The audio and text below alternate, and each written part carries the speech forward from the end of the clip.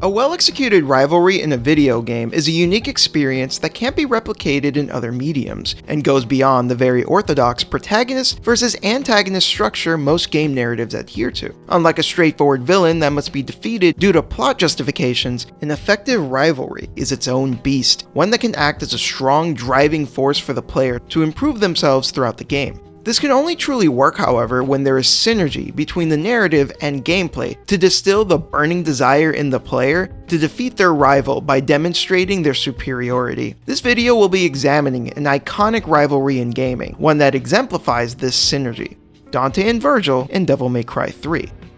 Dante and Vergil are half-human, half-demon brothers, but on top of that are also twins. The decision to make them brothers establishes an almost uncomfortable sense of familiarity between the characters. However, making them twins creates a foundation of equality. While it could have also worked had the game chosen to establish Dante as the younger, scrappier brother trying to catch up to his older, more refined sibling, the decision to make them twins creates an interesting dynamic in the rivalry, as it allows more focus to be placed on their differences and similarities, rather than framing one brother as exclusively superior to the other. Dante and Vergil, as a result of this decision, are framed as two individuals with the same level of potential that went into different directions.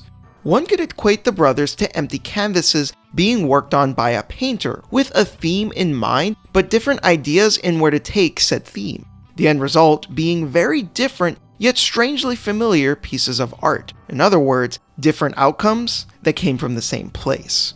These differences are emphasized in Dante and Vergil's designs respectively, demonstrating how the two of them are foils almost through visuals alone. The predominant use of red symbolizes Dante's hot-blooded nature. His styled-down hair correlates with his devil-may-care attitude. His affinity for guns represents his loud, boisterous behavior, and the iconic longsword rebellion demonstrates his blunt and unrefined, yet undeniably effective fighting style. Alternatively, the predominant use of blue for Vergil symbolizes his cool demeanor. His slick-back hair correlates with his deliberate, no-nonsense attitude, and the katana Yamato represents his refined and disciplined fighting style. With all this in mind, despite the stark differences between the two of them, they still share similar traits, but the respective sibling tends to exemplify it to a lesser extent. While Dante is more often than not the flashy one, riding on rockets and driving up towers with motorcycles, Vergil only lets this side of him slip once in a while, such as the jackpot scene at the end of the game. Alternatively, while Vergil seems to completely embody the idea of quiet resolve, as exemplified by the entire plot of the game, being driven by his lust for power, Dante himself is indeed resolute in his own way, most notably in his undeniable drive to see things through between him and his brother, even if he goes about in his own roundabout way. One could very easily draw a parallel between the two brothers and the Chinese symbol of balance, the yin-yang. This all goes a long way in strengthening the rivalry, as it is both the differences and similarities that make them interesting. If the two of them were too similar, then their conflict would be more difficult to accept, as it would make less sense that the two of them would then go down such different roads in their lives.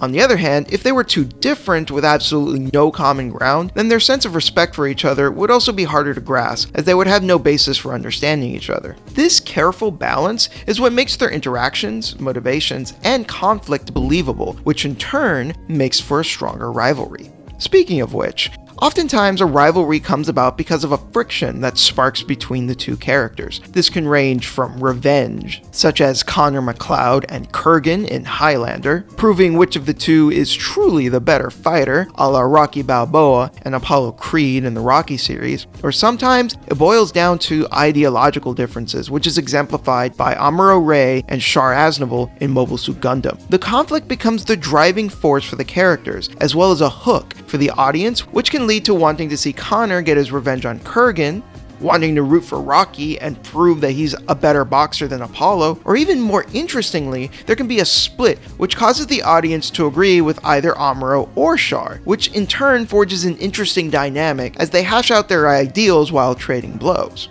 With all of this in mind, it's no secret as to why Devil May Cry 3 puts so much emphasis on why Dante and Vergil are clashing, as the investment one has in their conflict translates to more engagement by the player.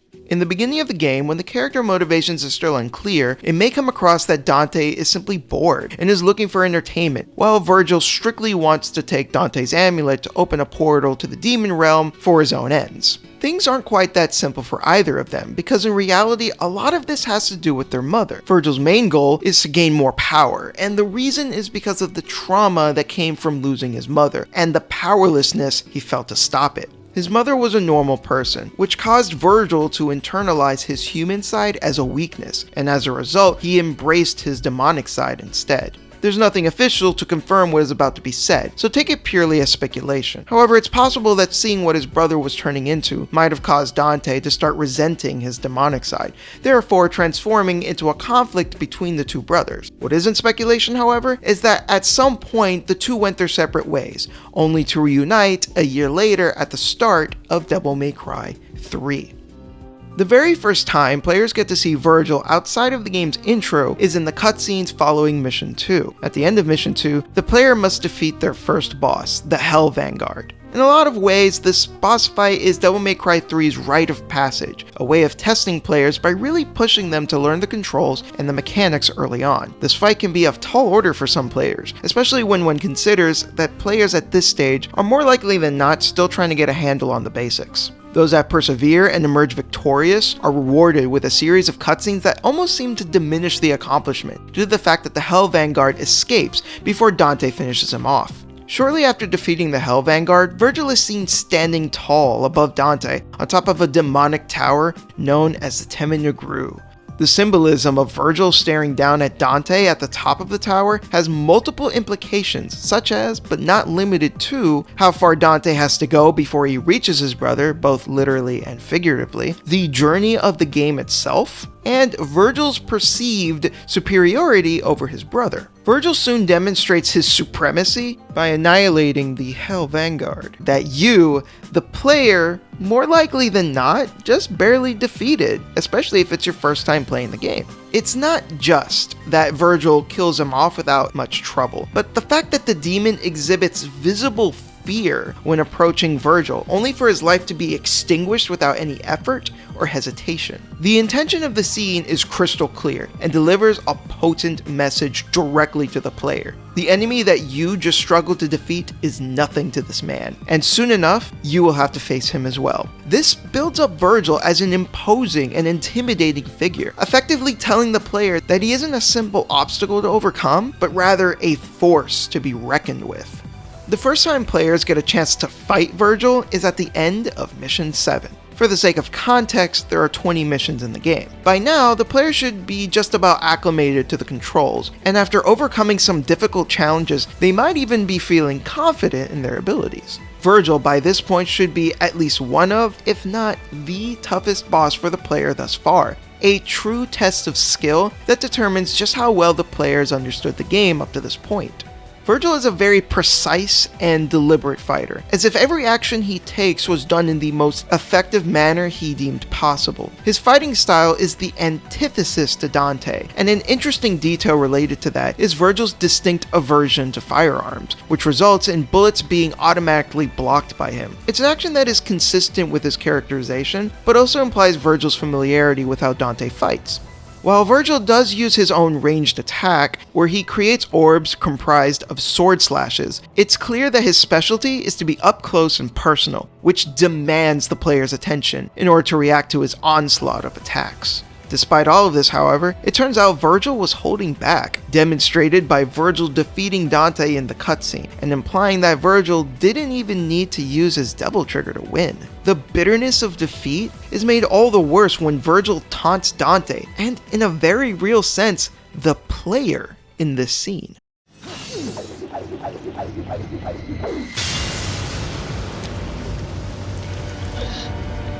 Foolishness, Dante.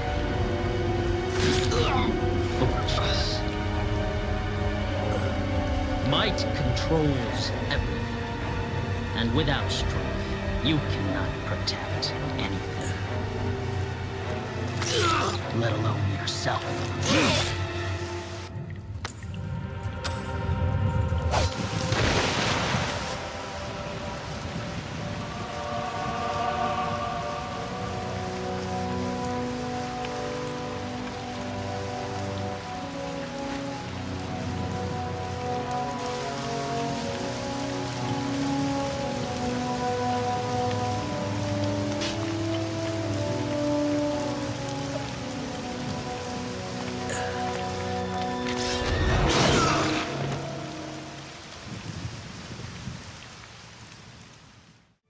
This is a wake-up call. This is what prompts Dante to start taking things seriously, which should in turn inspire the player to do so as well. Anyone even a little invested at this point will want to get back at Vergil, but more than just revenge for the humiliating defeat, it is so the player can definitively prove to themselves that they can in fact defeat Vergil, especially when he's not holding back. It's also interesting to note that this moment correlates directly with a pivotal stage in a narrative framework known as the monomyth, also known as the hero's journey. The specific stage being referenced is known as the belly of the whale. Essentially, the hero goes through a trial in their darkest hour and becomes stronger for it, which can either be literal, symbolic, or both. It's where the hero descends into an abyss or, in one way or another, goes down and undergoes a psychological trial during their darkest hour. Here, the physical symbolism of descent is meant to clue the reader into what's going on thematically inside the hero's head. Here, the hero has to face and overcome their inner demons, and they emerge as a stronger and better person for it. It's essentially the mental, internal climax of the story, and it prepares the hero for the trials to come. Sometimes this is phrased as rebirth, since the hero is different when they emerge from the whale. The key purpose of this stage is that the hero undergoes character development. In any case, this is a major turning point in the hero's journey, and usually marks the point where the hero is fully committed to the adventure and prepared for the dangers ahead. It's certainly no coincidence that Dante not only learns a key gameplay mechanic known as the Devil Trigger, but he's also quite literally eaten by a demon whale shortly after. This, more than anything, indicates the narrative significance of this event for Dante's character. However, the fact that it also manifests itself as a gameplay mechanic is one of the most potent examples of the synergy between gameplay and narrative. Dante and the player should be roughly on the same page at this point, angry over the loss, but also excited at the possibilities of this new power. But even more than that, eager to test out this new power on Vergil himself, now that the playing field has been evened out. Now, before discussing the second fight with Vergil, it's important to note the fight with Beowulf in Mission 11. The fight itself isn't actually what's important, but rather what happens afterwards. Up to this point, there have been two types of bosses: mindless demons that just so happen to be stronger than the fodder, and ones that actually exhibited a sense of self. Cerberus, Nevin, Agni, and Rudra all had personalities, and when defeated, turned into devil arms that Dante could then utilize as weapons. Beowulf, exhibiting the same traits as the aforementioned boss fights, subconsciously sets up the expectation that he will similarly drop a devil arm. Except he doesn't. No, in fact he escapes at the last moment, and guess who finds him after his departure? Unfortunately for Beowulf, especially after being severely wounded by Dante, he comes face to face with Vergil, who almost gleefully takes advantage of the situation in order to completely demolish him. However, what's really important here, and what truly elevates this scene, is that Vergil takes the devil arm for himself, the very same devil arm that you, the player, assumed to be the owner of. This is a fantastic moment, because not only is it yet another potent example of the synergy present in the gameplay and narrative to fuel the rivalry, it even plays around with assumed gaming conventions and flips it on its head. By doing this, the game has created even more incentive for the player to want to defeat Vergil, because he took what the player assumed was rightfully theirs, and the player is no doubt green with envy, as Vergil shows off what he can do with his new weapon. One of the most effective ways to establish a good rivalry is to draw direct parallels between the two characters, but in this case, the game is drawing a parallel to the player as well. To add salt to the wound, Vergil actively taunts both Dante and the player with his new toy before starting round 2. Speaking of round 2, Vergil isn't holding back this time, and he freely uses his Devil Trigger in this fight, unlike the last one, to really get across that he's done playing around. On top of that, he's even more formidable now that he's acquired the Beowulf gauntlets, which he will switch back and forth to between it and his iconic Yamato.